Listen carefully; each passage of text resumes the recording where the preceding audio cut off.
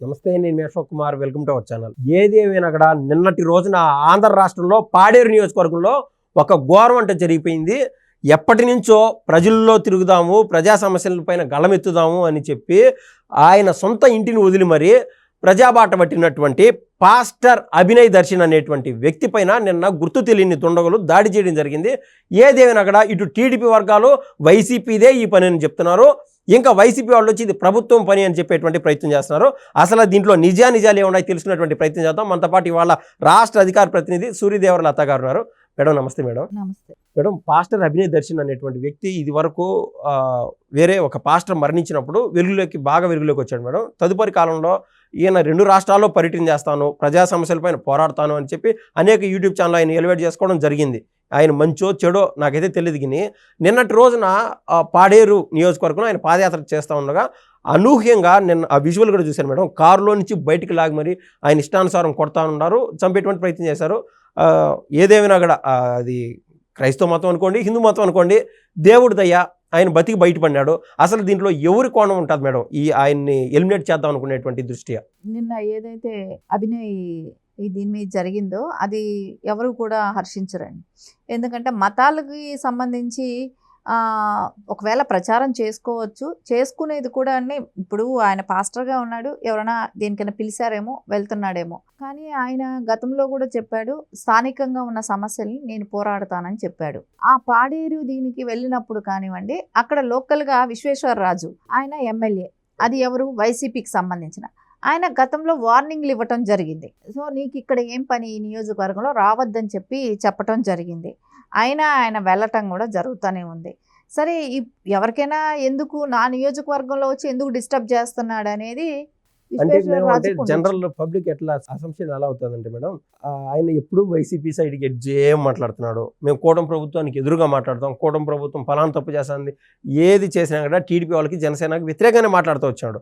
ఇప్పుడు నేను ఏమంటానంటే ఈ పని చేసింది టీడీపీ వాళ్ళు జనసేన వాళ్ళు అని కన్నా నేనంటే దానికి మీ దగ్గర సమాధానం ఏంటి?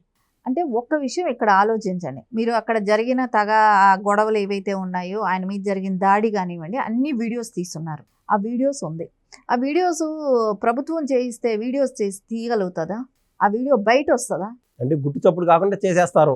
అది చేయించింది ఎవరు? వైసీపీ వాళ్ళు చేయించి ఆ వీడియోని రిలీజ్ చేసి ఇది కుటుంబ ప్రభుత్వం మీద నెట్టాలని చూస్తున్నారు.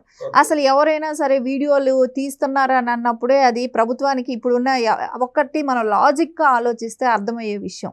ఒకవేళ ప్రభుత్వం చేయించిందని అన్నప్పుడు ప్రభుత్వం వీడియోలు తీసి రిలీజ్ చేస్తుందా? ఎవరైనా ఇది ఆలోచిస్తే అర్థమైపోతుంది. ఇది అంతా ఏంటంటే ఇప్పుడు హిందువులకి క్రిస్టియన్స్కి మధ్య పెట్టే తగాదాగానే కనపడుతుంది. ఇప్పుడు ఇక్కడ సనాతన ధర్మం గురించి మాట్లాడుతున్నారే కానీ క్రిస్టియన్స్ని తిట్టట్లేదు. ఇప్పుడు పవన్ కళ్యాణ్ గారు కానివ్వండి, ఎవరైనా సరే ఏదైనా మాట్లాడుతున్నారంటే సనాతన ధర్మం కూడా ఇంపార్టెంట్ అని చెప్తున్నారు. కానీ వేరే గౌరవిస్తామనే చెప్తున్నారు. ఇక్కడ ఎక్కడ వాళ్ళని అవమానపరచట్లేదు. మీకు అది కూడా కాకుండా నారా చంద్రబాబు నాయుడు గారు ఎప్పుడైతే సీఎం అయినా కానివ్వండి, అప్పటి నుంచి కూడా ఆంధ్రప్రదేశ్లో ఇప్పటి వరకు అలాంటి మత ఘర్షణలు ఎప్పుడూ జరగలేదు. మతానికి సంబంధించి ఎప్పుడూ జరగలేదు. అది కూడా ఉమ్మడి స్టేట్గా ఉన్నప్పుడు కూడా చూస్తే తెలుగుదేశం వచ్చిన దగ్గర నుంచి, పార్టీ పెట్టిన దగ్గర నుంచి కూడా తెలంగాణలో, హైదరాబాద్లో కర్ఫ్యూలు నడిచేది. హిందూ ముస్లిమ్స్ గొడవలు అనేది ఒక తారాస్థాయిలో ఉండేది. అలాంటిది ఎప్పుడు ఓల్డ్ సిటీ వెళ్ళాలన్నా కర్ఫ్యూతో ఉండేది. అది చరిత్ర మొత్తం తిరగరాశారు. హిందూ ముస్లిమ్స్కి ఎప్పుడు గొడవలు లేకుండా ఈ రోజుకి ఈ ప్రశాంతత వచ్చింది అని అంటే స్టిల్ ఇప్పటి వరకు కూడా అది కంటిన్యూ అవుతుంది. ఇన్ని సంవత్సరాలుగా కూడా బీజేపీతో అలయన్స్ లో ఉండి కూడా ఏపీ సీఎం నారా చంద్రబాబు నాయుడు గారు ఇప్పటికే పాస్టర్లకి సంవత్సరానికి ఒక 60,000 చొప్పున ఆ పాస్టర్లకు డబ్బులు ఇవ్వడం, మౌజోన్కి డబ్బులు ఇవ్వడం, ఆ విధంగా చేస్తా గౌరవప్రదంగా చేసుకుంటూ వస్తున్నారు మేడం. అంటే జనరల్గా ఫీల్ అవ్వాల్సింది హిందూ దేవాలయాల్లో పూజలు చేసేటువంటి పూజారులు ఫీల్ అవ్వాలి మహా అంటే వాళ్ళు ఫీల్ అవ్వాలి. ఎందుకంటే హిందువులు టెంపుల్లో ఏ పూజారికి జీతం ఇవ్వట్లేదు. కానీ ఇంకా పాస్టర్స్కి జీతాలు ఇస్తున్నారు కదా, 5,000 చొప్పున.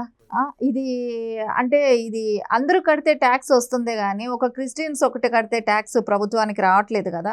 సరే, ఇన్ని చేస్తున్నా కూడా మళ్ళా కూటమి ప్రభుత్వం మీద మాట్లాడటం, వాళ్ళు చేశారని మాట్లాడడం అనేది కరెక్ట్ కాదు. చేసింది ఎవరు? ఇప్పుడు మత ఘర్షణలు రెచ్చగొట్టాలని చేస్తున్న ప్రయత్నాలే ఇవన్నీ కూడా మనం చూసాం. ఒకసారి కూడా ఒక కాపు కమ్యూనిటీకి మధ్యలో కూడా పెట్టడానికి కోసం ట్రైన్లే తగలబెట్టారు.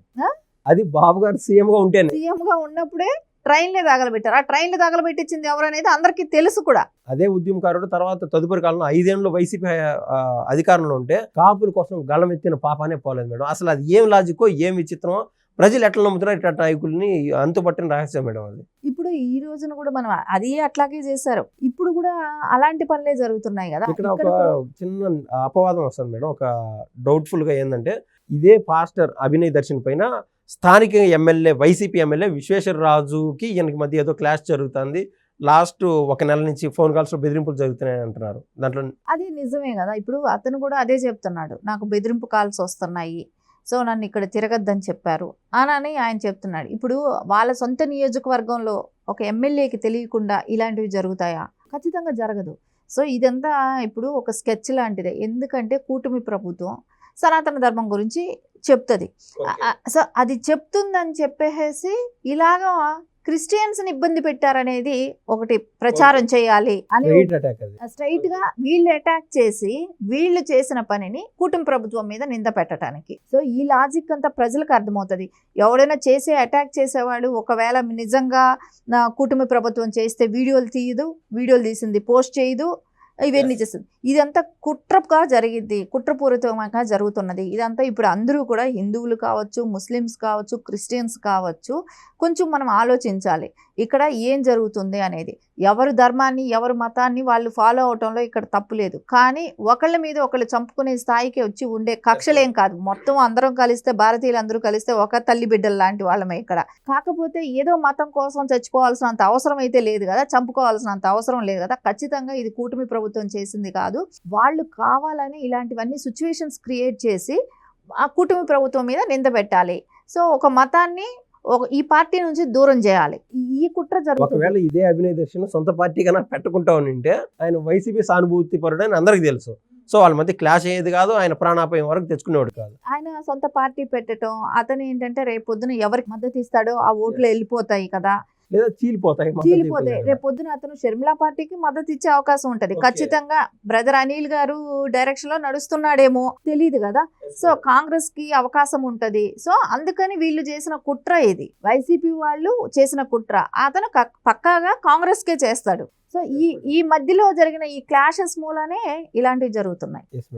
అద్భుతంగా వివరించారు మేడం. అసలు అంటే ఇంత లాజిక్ ఉందా అనేది, అంటే ఫర్ ఆఫ్ ద మూమెంట్లో అమ్మటి రాంబాబు అన్నాడు మేడం ఆ మధ్య dialogue, for of the moment అని.